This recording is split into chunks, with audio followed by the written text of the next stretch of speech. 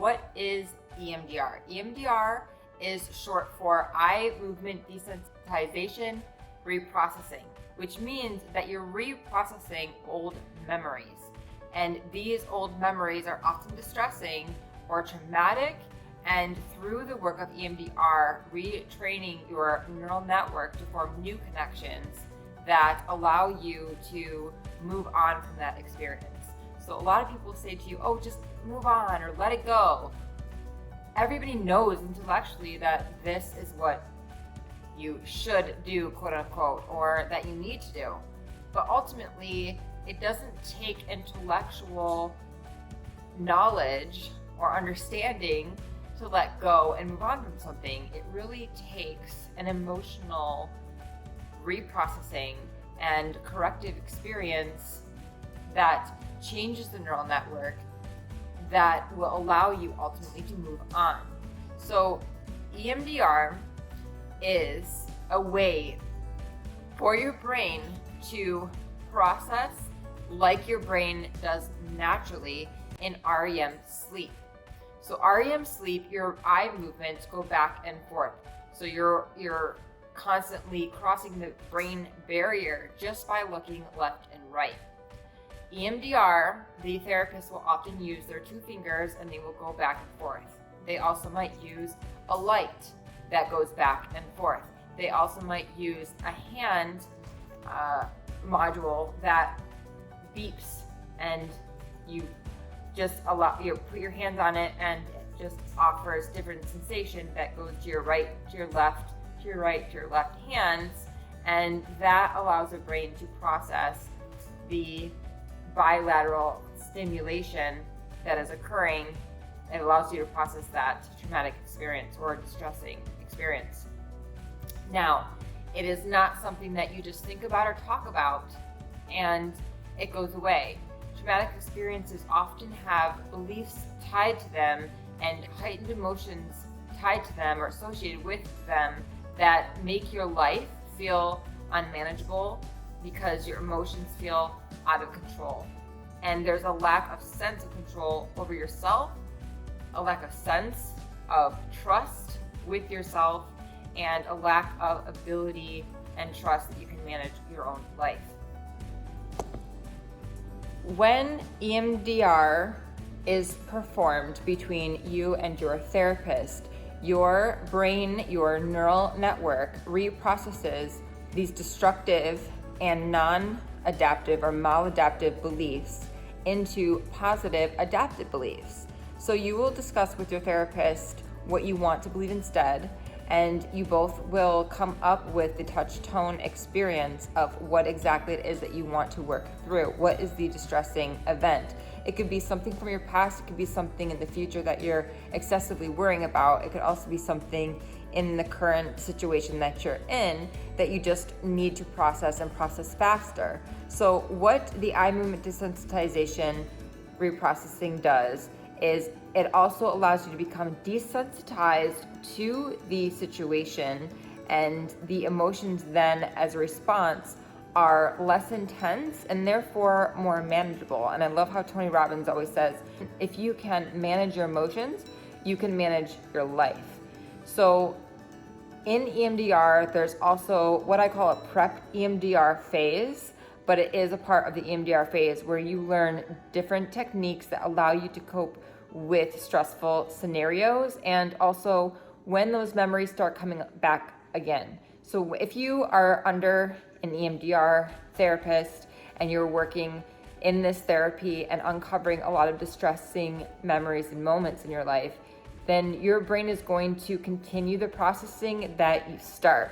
So the goal is not to have behaviors where you numb these emotions, but to be able to cope and work through them, either by processing them or just allowing yourself to feel, but at an intensity that it doesn't cause a undesired either heightened emotion or behavior.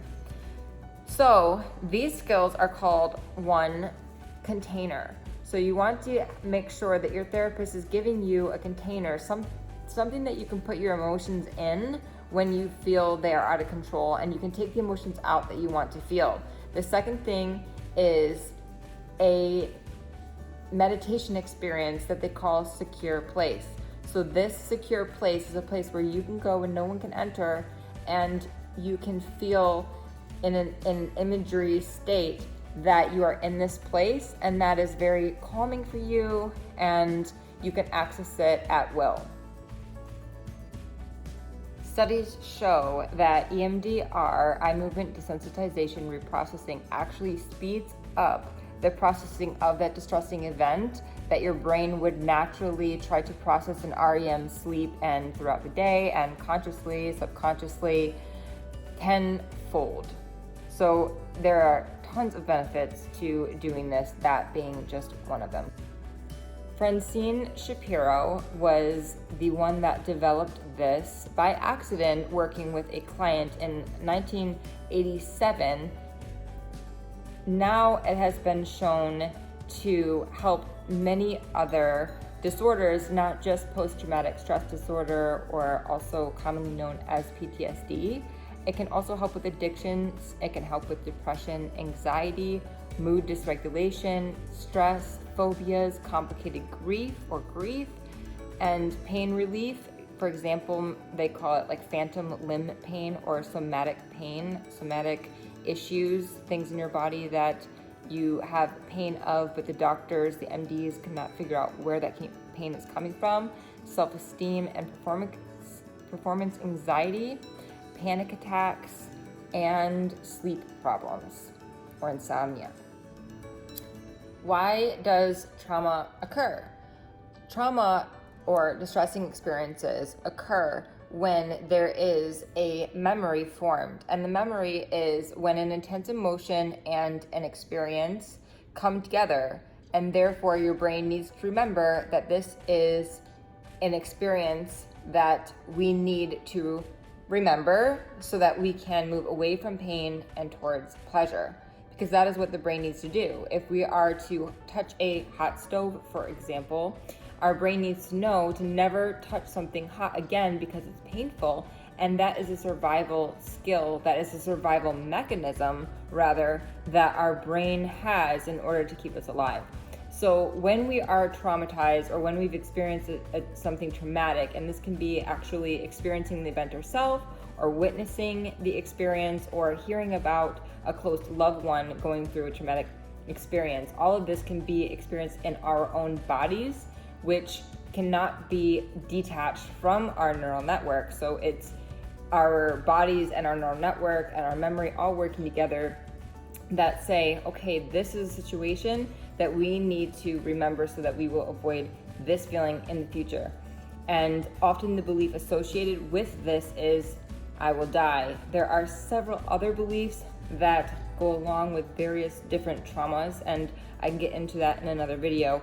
However, the trauma itself or distressing experience is something in our neural network that is unprocessed. So it is an experience that shocks the neural network and is unable, it gets stuck, it is unable to process, and therefore it needs to be freed up. And as we go through life, we have these layers upon layers that we create memories and new experiences and new emotions onto. So the belief that is really guiding our impetus, guiding our motivation, is something that is formed a long time ago. So we might have patterns and behaviors and thoughts that don't necessarily serve us today, but in our childhood, believing that kept us alive, and it was what really stems from whatever behavior we're trying to change today. So without getting into too much more detail, basically just know that the neural network gets stuck and it needs to be released. It needs to start processing, and EMDR speeds up that process and allows for the processing to happen. When I say neural network, I am talking about the limbic system. So this is not entirely the prefrontal cortex, the newer brain. It is the limbic or primitive brain that is making the bodily sensations and emotions that tie into this memory. So that is why CBT, cognitive behavioral therapy, and other similar modalities do not necessarily work for trauma, because they are intellectual. They are using the prefrontal cortex and not really doing anything with the stuck emotions that are working on the limbic system. What is the treatment like? I alluded to that at the beginning of the video, that it would consist of a couple different modalities within this modality of how to treat it, whether the therapist uses the 2 fingers or other instruments to conduct the procedure of EMDR. However, the time frame of a session is within 60 to 90 minutes, and the brain continues to process. So using the secure place or the container during the week as the emotions continue to process. And night terrors can usually, they decrease, however they can increase, and using the skills that you have been prepped with by your therapist before the actual EMDR treatment would be very useful in these situations. However, most people find that the experience of the traumatic event is less intense as far as emotions go, and you can now still manage your life. So during the treatment process, the goal is to stay in the now within your therapist's office with your therapist, and also bring up the event. So you're not re-experiencing the event, but you are bringing up the event as you kind of watch it on the screen, or are able to allow it to do its thing in the background, but still staying present. So the event doesn't seem so intense. If it does start to become intense, then you tell your therapist stop, and your therapist will instruct you before the session, or before she does the procedure, he does the procedure, for you to raise your hand up and say stop, or just say stop. And typically they're very attuned with you, so they'll know when to stop and when it's too much, and you continue on to the next session. So some therapies with the EMDR you might find benefits in one session. It might take a few sessions to completely take the distress to a 0. That is always the goal. And to believe 0 out of 7, they use a 7 scale, VOC, and the 7 means that you believe the thing that you want to believe, such as I am good enough, or I'm a survivor. Whatever the positive belief is that you and your therapist work out for you to work toward, that is the belief that rings true for you 7 out of 7. So 2 goals. One is to decrease the distress regarding the event while staying present and processing with your therapist, and also being in the event at the same time.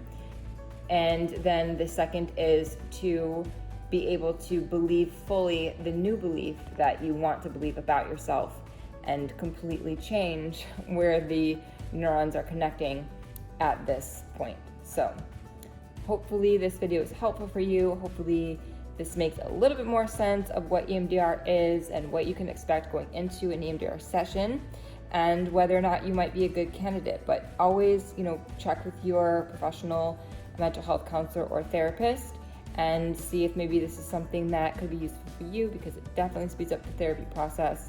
And I am sure that you will feel 100% better at some point if you continue to work on yourself. And I just wish you the best in your journey. So subscribe below if you want to be notified of my next video, and continue to keep up with the latest mental health research, modalities, and education, all regarding mental health. And for your mental health, take care, and we will see you soon.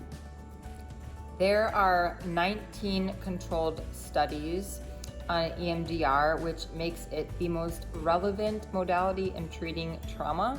There are also a couple of websites that I will link below for you to check out if you'd like to read up on how valid this EMDR treatment actually is. So the first one I will say out loud is www.emdr.org, easy to remember, or www.emdr not a slash, but dash Europe, EUROPE.org. Also, it is relevant to note that the National Institute of Health and Clinical Excellence, or NICE, has stated that it is the most effective treatment for PTSD. But whether or not you have PTSD, this treatment can definitely work for you, as I mentioned earlier. Thank you for coming, and don't forget to subscribe below by clicking the bell so you don't miss out on my new videos.